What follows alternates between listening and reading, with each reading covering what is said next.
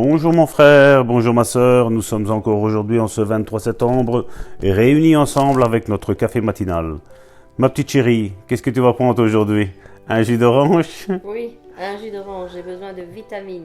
Ah ben moi aussi, je crois que j'ai besoin de vitamines aussi, je vais prendre un jus d'orange, je vais te suivre aujourd'hui. Ah ouais. Je vais abandonner mon traditionnel petit café. Ouh là là. C'est un miracle. Ouais.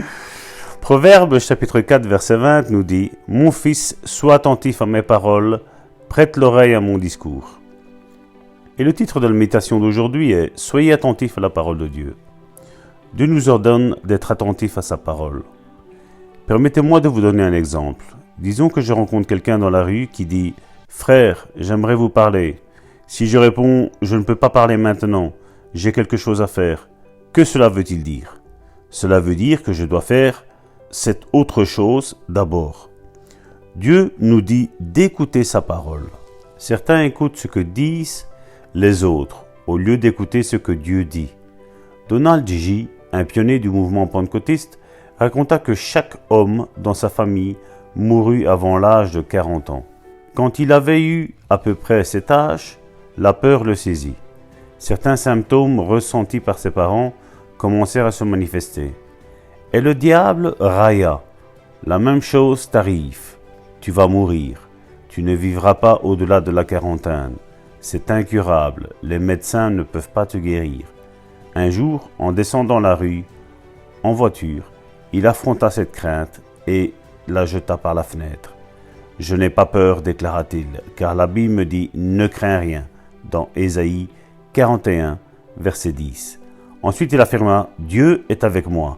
Dieu est en moi, le plus grand est en moi. » Mourut-il à l'âge de 40 ans? Non, il avait presque 90 ans lorsqu'il alla vers le Seigneur. Il était le premier homme dans sa famille à vivre au-delà des 40 ans. Pourquoi?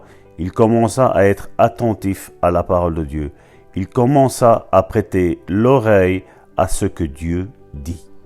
Alléluia, alléluia. Voici une bonne déclaration, mes bien-aimés, que nous allons faire encore aujourd'hui. Je suis attentif aux paroles que Dieu me donne. Je leur accorde la première place dans ma vie. J'écoute attentivement ce que Dieu dit au lieu d'écouter les paroles des autres. Je crois, oui, je crois et je confesse que Dieu est avec moi. Je crois en un Dieu qui vit en moi et qui est plus grand que celui qui est dans le monde. Je sais que grâce à lui, je vais remporter la victoire dans ma vie. Je vais remporter la victoire sur ma maladie. Je vais remporter la victoire sur toutes les épreuves qui traversent ma vie. Je suis plus que vainqueur en Jésus-Christ. Mes bien-aimés, gardez les yeux attentivement fixés sur l'Éternel, car celui qui est en nous est bien plus grand que celui qui est dans le monde. Ce Dieu-là ne vous laissera jamais tomber. Confiez-vous en lui et vous allez voir sa gloire sur votre vie. Soyez bénis, mes bien-aimés. Que la grâce et la paix vous soient multipliées encore aujourd'hui. Quant à nous, nous nous retrouvons demain pour une nouvelle méditation. Soyez bénis.